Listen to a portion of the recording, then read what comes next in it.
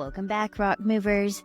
This is season 6, and it is all about the boys. We've got some amazing guests, so if you're ready, let's start moving some rocks.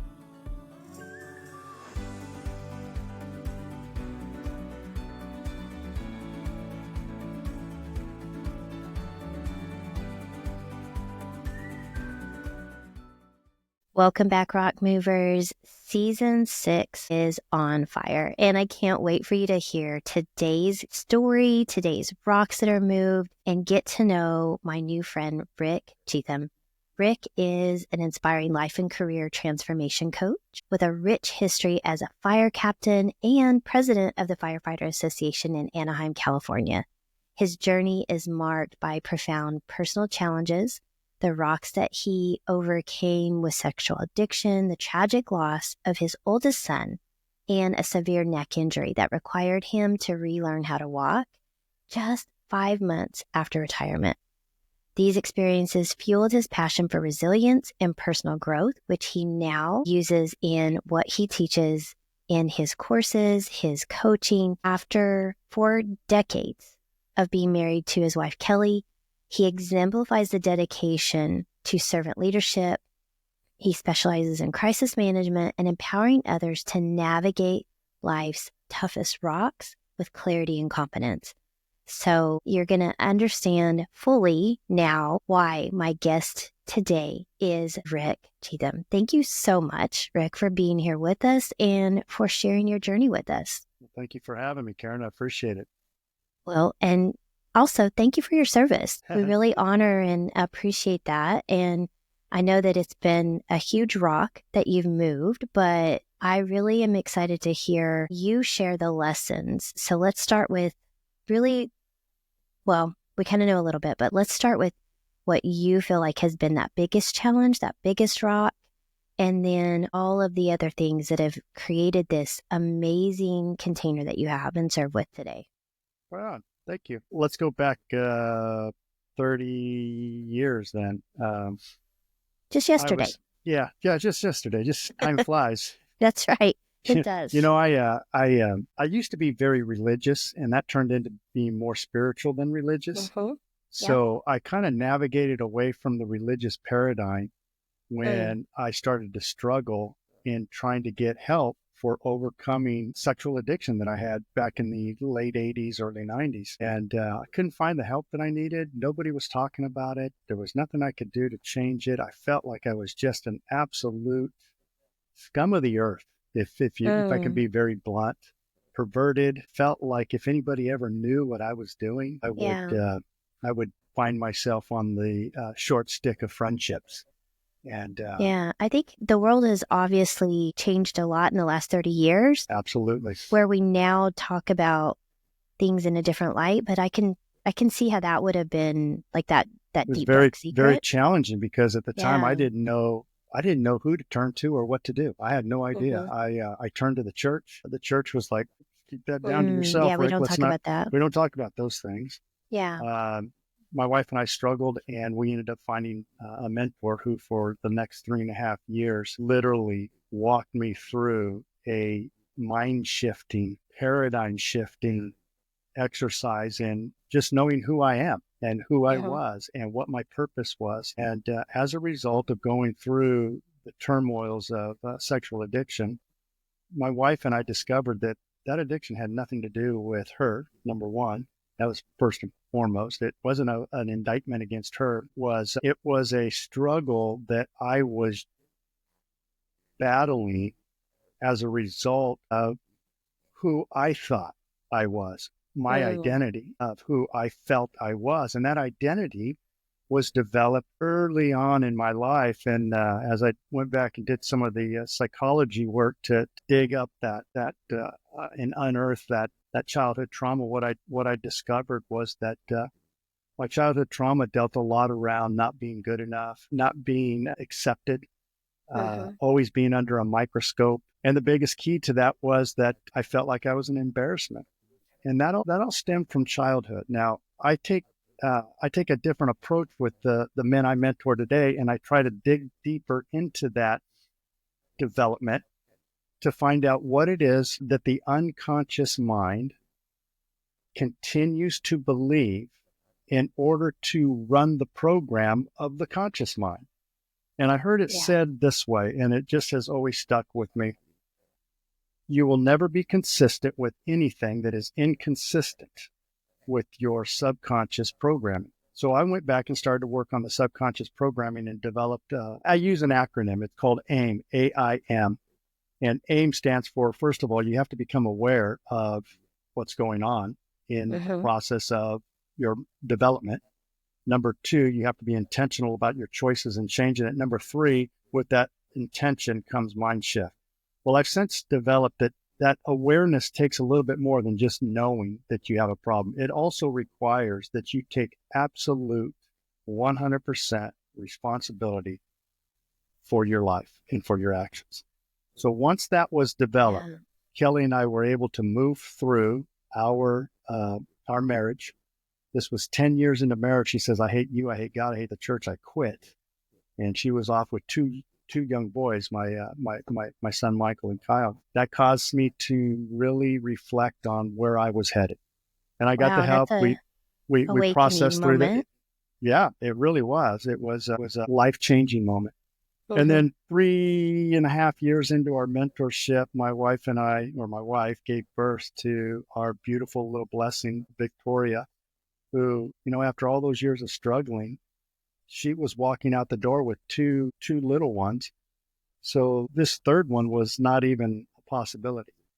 And then we worked through our issues. We had our third child. We named her Victoria as an instrument of our testimony of victory through the perils of sexual addiction and what that did to our marriage. Now you fast forward here 30 years later, and we had developed and worked with many men and couples who were struggling with sexual addiction. In fact, our church at the time referred to us as the 911 of marriage crisis. So we would get phone calls in the middle of the night. It was a little different for me at that point. I wasn't doing it full time. I was just volunteering. I was just. Were you still in the fire department? So I was full time. That was my vocation. I was a firefighter. I wasn't a counselor. So I went back to school to get a degree in addiction recovery. I never did finish the degree. One of the things that happened was Mike was killed, my son. And so that caused me to really focus in on a different style of overcoming and moving rocks. And this one was the grief of a father. Trying to navigate through the loss of a child was by far the most difficult challenge that I've ever faced in my life. It brings you to a point of grief where you don't even recognize who you are anymore, because you know what you used to believe in, you know what you used to feel. And then after the loss of a child, everything just goes, it goes in a state of, man, I don't even know how to explain it. Everything just freezes. Everything just stops. Life stops for you. As you see everything else going on around you, life continues, but yours just stops in its track. You ruminate on all of the what ifs. Could I have saved him? Could I have done this? What if I did that? And you live in what I call wonderland. I wonder what he would have been like. I wonder if I could have saved him. And that ruminating of the past took me down the dark dungeons again in trying to navigate out of this grief. What I discovered was the more I ruminated on the murder of my son, the angrier I get, the more bitter I became, the more resentment I carried with me through life. And, I didn't like what I was turning into, but I didn't know how to stop it either. Yeah. I just kind of went with it because it's all I knew, my feelings and my emotion. And so can I stop you there for just a second?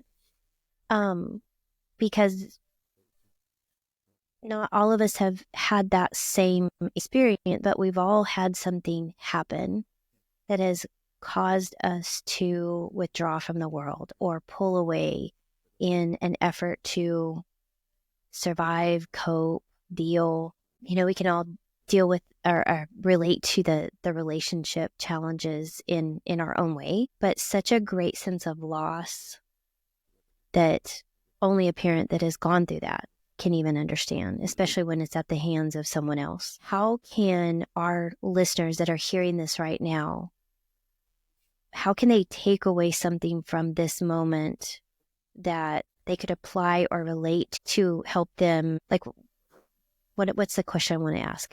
I'm trying to That would be help them really relate to maybe their own circumstances where yes. they're So dealing with the grief or the loss of whatever it is. It doesn't have to be a right. Yeah. child. We all have, like, it's all relative. And I don't say that in a way to diminish what you went through, but whatever we're going through at that moment personally is whatever the worst thing is that's happened to us is still the worst thing. And so we're still grieving.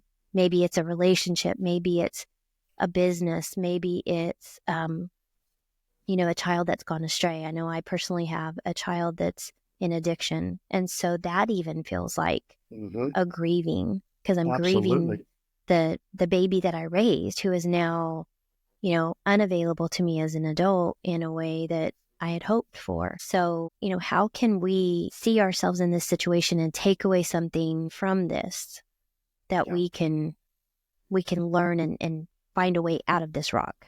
That's a great question, because it relates so well to what all of us at a time or two in our lives we struggle with. We struggle with some sense of loss, whether that's the loss of a child. That would be an obvious understanding as far as that goes. But what about the loss of a relationship that you coveted? What about the loss of, like you said, an adult child struggling with the addictive cycle? We all experience loss. All of that's part of being human. Absolutely. One of the things that has helped me in navigating my certain loss is coming to an understanding of what that loss was creating in me. So your podcast is about rock moving. Okay. So what kind of rocks can we move? Some rocks are smaller than others, but our training and our emotional intelligence in our ability to move those rocks don't come until we put in the work to start moving them. We don't know what to do until we actually start putting in the effort to find the solutions. So here's what I did. I started feeling angry, bitter, resentment. I just didn't like who I was becoming. I'm normally very gregarious. I'm normally outspoken. I'm normally outgoing. And here I was caving into this shell and isolating and ruminating on all the past. So here's what I had to come with. As I ruminated on my past experiences and the experiences of the loss of my son, the murder of my son, I got more and more angry with the guy who took my son's life away. Yeah, of course. And I didn't just get angry at him for taking my son's life away. I was angry for what his actions caused my entire family. My surviving son, my surviving daughter, my wife, my parents, my sisters, all of it. I was so angry that he had come in and done this to my family. So my question is, how angry can you get when somebody does something to your family? When you become victimized by somebody else's actions, what can you do? So here's what I did. Number one is I became aware of how that emotion was affecting my life. So I looked at the results of my life, the outcome of where this emotion was leading me, and decided that I didn't want to be there anymore. I wanted to make the best out of what had happened to Michael. I didn't want Michael's death to be in vain. I didn't want Michael to not have a voice anymore. I didn't want Michael to be the excuse for not being able to overcome that kind of grief. So we all have it. So now the next question is, what area in your life have you lost? What area in your life have you experienced grief? And what is the emotion that is attached to that experience? And is that emotion attached to a specific individual? Is that emotion attached to the situation itself? Is that emotion attached specifically to you? You find out where all that emotion is coming from and how it's affecting you. And then you ask yourselves the question, what can I learn from this experience about who I am and who I am becoming, so that I can be the best influence for others navigating their own sense of loss, their own sense of grief, their own sense of shame, if that may be in the equation, and how you find the gold nuggets of those experiences to then create for you a future worth living. And what I had to come to, go ahead. I love, like, I'm sitting here going, yes, like, this is the whole point of rock movers, because the rocks are going to happen. They're going to come in your path, and sometimes they fall on your head and sometimes they fall on your whole body. But it really is the what next that controls our future, because we can't necessarily control the rocks all the time. Sometimes they are self-inflicted, but usually they're not. Usually it's life. It's what we do with them, what we make them mean. Absolutely. And how we choose to control what we do, how we react. That dictates what comes next, and how we use those lessons, those outcomes, those opportunities. Right. And then what happens? So in alignment with all of this. This really is just the whole rock moving principle. Well, so think about that point that you just made. Now, you get people that have struggled that way. What is their number one go-to for anesthetizing that pain? Yeah. So it's going to drugs, be some sort of alcohol, addiction. sex, some sort of addiction. And I'll even go one step further. We don't have to be addicted to substances to anesthetize our pain. Yeah. We deflect the energy of what's going on, right? The thoughts, the emotions, the pain into something else. And here's one of the things that I found myself gravitating towards as an addictive anesthetizing opportunity is that the negative energy, the negative emotion, the bitterness, the resentment, the anger, the victim mentality that I have as a result of losing a son was justified in my mind. I was justified to hold on to those things. Of course. But what I discovered is that, and the world will tell you you're justified. Oh, absolutely. Right? The world will tell you. And the world will tell a husband and a wife, who are dealing with marriage problems, if that husband of yours is out there doing porn, I'd kick him to the curb. Well, that's the natural response when we feel injured or hurt from somebody else. That's the natural response of being victimized. And the whole lesson that I learned through this process is that I can choose to be a victim of my circumstance, or I can choose to be victorious over my circumstance. That's one of the reasons our daughter is named Victoria, because we chose to be victorious over rather than be victimized under. Does that make sense? Yeah, so absolutely. As we started to navigate through this process, what I discovered is that in order for me to find the emotional support, the emotional stability to navigate me through life, it was what we would call just having emotional intelligence. And emotional intelligence says this: you're not a victim of your emotion. Your emotion is there to teach you. Your emotion there is to help you and to train you into becoming who you were created to be. So when I look at God, when I look at the universe, when I look at the creator, when I look at whatever higher power somebody wants to identify with, I ask them, who is this person for you? Who is it? What is it?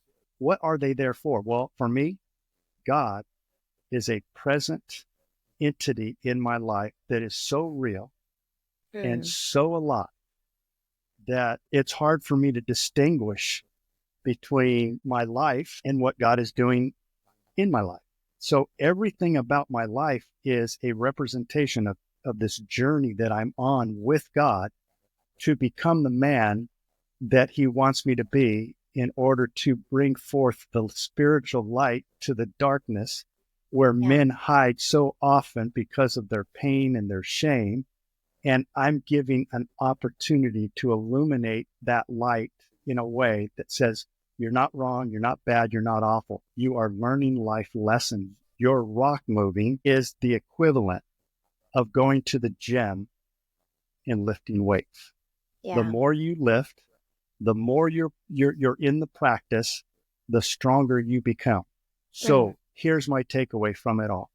I had to go back in and realize that my justified resentment towards the man that murdered my son, or maybe it's your justified resentment towards the person who left you, or maybe it's your justified resentment for the career that got tanked, or maybe you put it Or in whatever, abuse. or Yeah, the a abuse, lot of people. whatever it is. It doesn't matter, whatever it is, as bad as it may be. The number one thing that I had to walk away is I cannot be victimized by it. I have to be victorious over it. So in order to be victorious over the mere movement of rocks, you have to first and foremost come to the awareness that forgiveness is at the key of our emotional intelligence. When we can forgive the unforgivable, that's when life starts to happen. Until then, we become victimized by the unforgivable. We hold on to the resentments from the unforgivable. We hold on to the baggage. We carry it with us. It's like lifting up kettle weights. You lift up this kettle weight over here. Well, I'm going to just hang on to this because this is what you did to me. And you walk around with that for the rest of your life. And then you go over and you got another one. I'm going to pick up that one. And you pick up another kettle weight. I'll teach you what you did to me. And before you know it, you're walking around with so many weights of unforgiveness holding you back that you become stuck and you feel stuck. And people often tell me, I feel stuck, Rick. Well, I know you feel stuck. And I'm going to explain why you feel stuck. You're stuck because you're carrying the baggage of the victim mindset that you have felt has justified your identity.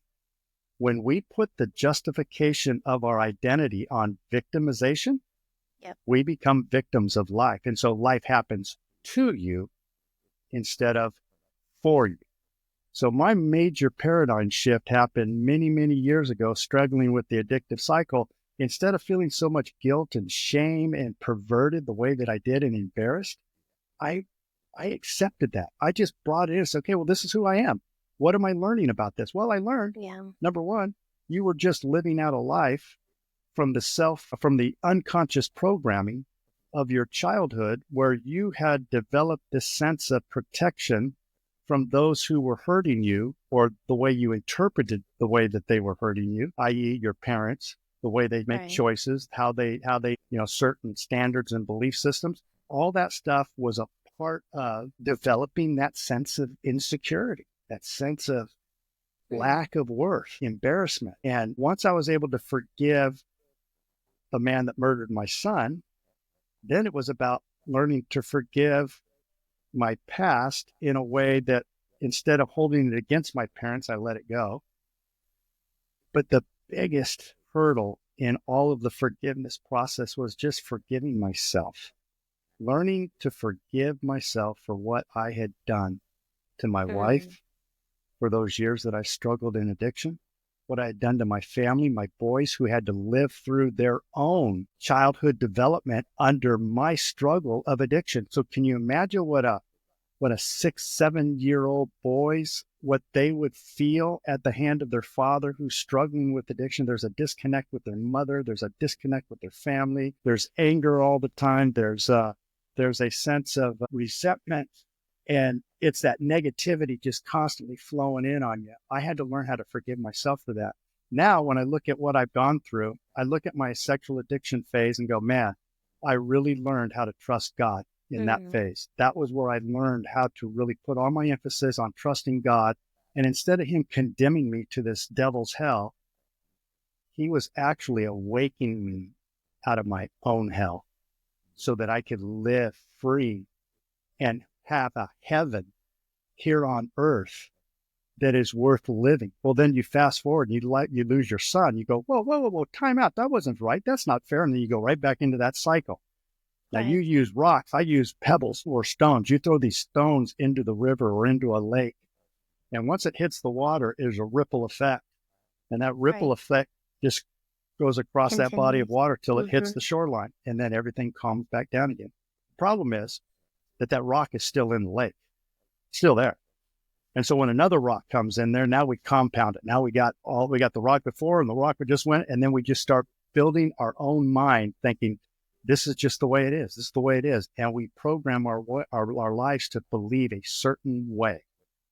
And it's in that justification that I believe this certain way that we find ourselves up against the wall of victim mentalities where we get stuck in life. Yeah. And the only way to free ourselves is to release the poison that is embedded in our heart for the person that did us wrong. That's why my personal belief is that Jesus hung on a cross, and his words to those very people that put him there was not, you're going to get yours, boy. You just wait till I'm going to put you in the devil's hell, man. You are going to suffer and no one's going to. No, he said, Father, forgive them, for they know not what they do. So my question to the audience, my question to anybody I can talk, who is the unforgivable that you are being asked to forgive, for they know not what they do? And when we can get to that place in our life, our understanding for what's really happening in this thing we call life is nothing more than the purging and the purification and the refining of the fires, the crucible of life that is creating who we are in this matter into becoming beacons of light, beacons of hope, beacons of the illuminating of the darkness that is within us, so that others can be set free, so that others can see the light, so that others can have the peace, so that others can have the life that they were created to live. And if a 60 some odd year old, I'm 62 now, so I'll be 63 this year. If a 62-year-old feller can figure it out, having gone through sexual addiction, the murder of his son, the fall and the breaking of his neck that left him paralyzed 5 months after he retired to learn how to walk again and care for himself again. If I can do that, I guarantee you can too, because you were created just like me. In the image of God, the creator of all that is. You are his representative, and he doesn't hate you. He doesn't want to scold you. He doesn't want to punish you. He wants to reveal the darkness in you so that you can become the light in the darkness of this world. So I love everything you're saying. And what I hear is that this love is at the root of everything that you're doing now. Absolutely. So as we wrap up today, how do you help people today? What is it that you do, and how do you work with people so that those that are listening that are saying, wow, I need this kind of love and acceptance, but I don't even know how to begin to start that journey. Right. How would they work with you? All they have to do is go to my website, rickcheatham.com, and on that, they'll see information on how to get in touch with me. So they can email me, they can drop me a DM, they can even give me a phone call. But what I do is I set up anywhere between a 30-minute and 1 hour intake call with them so I can get a kind of a feel for where they are, what they're struggling with, what they want to accomplish, get a sense of what their identity is today. And then we develop our own personal one-on-one coaching with them once a week. And I do it for 3 months. So we do a 90-day, once a week call where I coach them through whatever it is that they're struggling with. So it becomes very personal, very one-on-one. At the end of that 90-day offering, we have other things that we can bring people into, whether that's more of a group setting or if they want to continue with a one-on-one setting, we do that as well. Okay.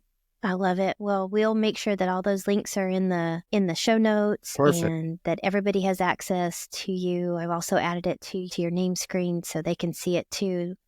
But thank you for what you're doing. Thank you for staying the course and just being that light in the world, the light and the love. Your message just resonates so much, with people that are listening to this, because the people who find our show are people who are looking for answers. And I think it's a great reminder that God's already provided the answers, and that the main thing is that we have a choice. That's exactly right. And in that choice, it only comes in the present moment. That choice will not happen if you're constantly focused on the past, and it won't happen if you're constantly focused on the outcome in the future. It can only happen in the present sweet spot of the moment. And that's such a great reminder. That's where my work with these men really take place, is trying to find that sweet spot for them and the choices that they make on that daily basis. So I appreciate you highlighting that, putting that out. Yeah, absolutely. I see it and hear it every day in so many different areas. I bet you do. Yeah. And we often feel such a victim of life and feel that so much is out of our control, and it is. And yet the biggest things are totally in our control, which is our choices, our thoughts, our beliefs, our feelings, and then what we do with those and what we make them mean. Yeah, that thought was pretty interesting. As a man thinks, so is he, is what the scripture says. So what are you thinking about? What are you ruminating on most often, and how much do you think about that? And I can tell you, if that's what you're thinking, that's what you're going to be. Guaranteed. Yep. Absolutely. That one, and the scripture that says the power of life and death is in the tongue. Yes. So our words have so much power. And if you're telling yourself that this is bad and this is awful and I hate this person and I'm angry. My husband and I joke all the time. I was in working with a coaching company, and it had become very toxic environment. And I had created this habit of saying that just ticks me off. That ticks me off. That ticks me off. And I was mad all the time. And I can't imagine why I was mad all the time, because I was telling myself I'm ticked off all the time and didn't even realize how much I was saying those words until he pointed it out. Yeah. And he did it in the best way that he knows how, which is he uses humor for everything. And I'm like, you know what? And he's like, wait, that ticked you off. And I was like, why would you say that? No, that's not what I was going to say. And he goes, because you say it all the time. I was like, no, I don't. Literally, Rick, it wasn't even 5 minutes. And I was like, that. The light bulb just went boom. Yes. I was like, that. Yeah. Oh yeah. That's and I was like, okay, there's truth to what he said in the humor. There's always truth. And I had to just that little switch brought my awareness to my own words. That's exactly right. And then so I caught it. We take aim on life. Yes. We become aware of what our words are saying. We make choices in the intentional moment that we have, and boom, our mind starts to shift. It really is that simple. And what you said about the subconscious, in that moment, I was like, am I really angry? No, okay, I'm not angry. I'm frustrated. Why am I frustrated? And then I got to go deeper. And then I just began to catch my words, and then catch the underlying thought and the feeling and the emotion, and began to just reframe it. And it was like, oh, I'm not mad at all. I'm just really feeling very frustrated because I'm at a place where I have to make a decision, and I'm frustrated that I have to make the decision. Yeah. And I'm also in the opportunity where I get to make the decision. So now it's on me. Yeah, that's exactly right. And like there was so much freedom in that, and that just the whole energy shifted, and I got to control the narrative. So beautiful. It was a beautiful gift. It really is. You got to uncover a gold nugget of life. And it just, those moments are so, I call them the fingerprint moments of God, where you can come back and go, bang, God said, oh, bang, who was there? Oh, bang. And you just start looking at that when you go through life, and you go, wow, God's been here this whole time. And here I've been thinking that this is happening to me because he's not here. No, actually, he's putting you through a weight training session. Yeah. He's making you a rock mover, and you get the choice to become the rock mover, or you can be crushed by the rock. It's your choice. And I don't care what the rock is. It doesn't matter. It just doesn't matter. Yeah. Such a gift. I love it. Well, thank you for sharing your story. Thank you for everything that you're doing. We'll make sure that they get all of the notes. And if rock movers, if this has pricked your heart, if there's something here that's been said today, I want to just encourage you to follow through on that, to reach out to Rick, to follow him on social, learn more about him, his journey.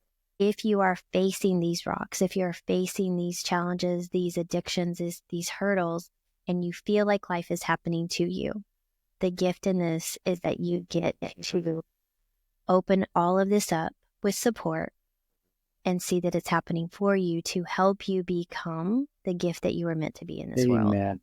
Beautifully said, Karen. Very, very well said. Thank you. We are all going to face rocks. The gift is that we don't have to face them alone. That's right. And bring your tribe and let's move them together. That's right. That's right. So I love it, Rick. Thank you so much. Extend our love and appreciation to Kelly for helping you move these rocks and everything that you guys have done together. I know that it takes two to make a great marriage.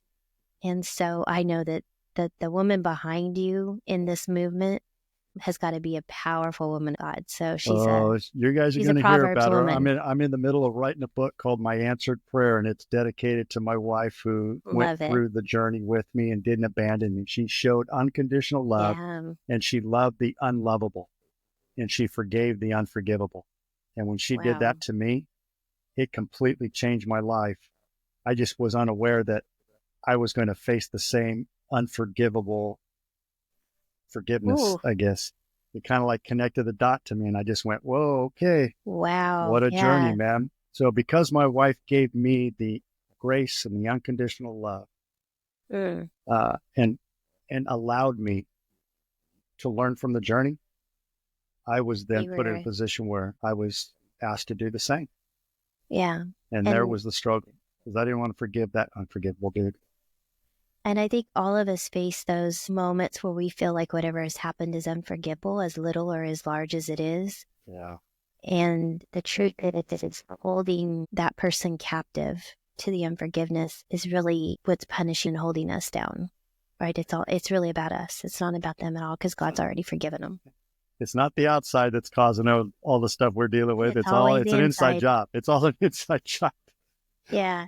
Not to paraphrase Taylor Swift or do anything cheesy, but she has this lyric in her song, and I jokingly use it quite a bit because it's like, hi, I'm the problem, it's me.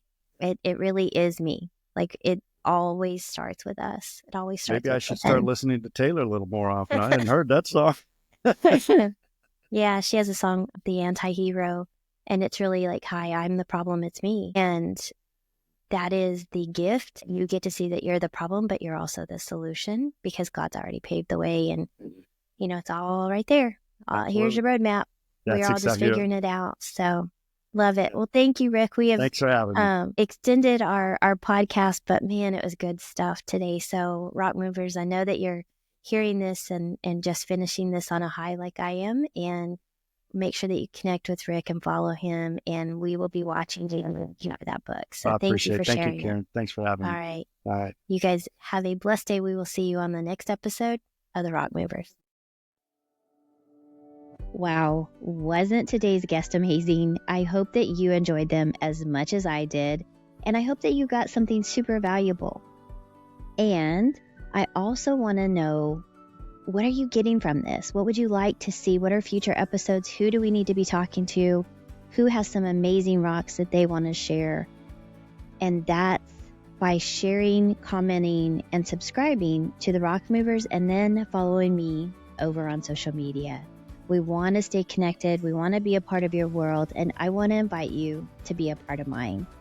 If you'd like to book a call, go a little bit deeper into some of these topics, you can find a link to book that call on CoachKarenGray.com. You're always invited to join me there, and I can't wait to dive into deeper conversations with you. That's my way of giving back and saying thank you for being a part of our rock moving community. Until the next episode, or until we jump on the call, have a great day and keep moving those rocks.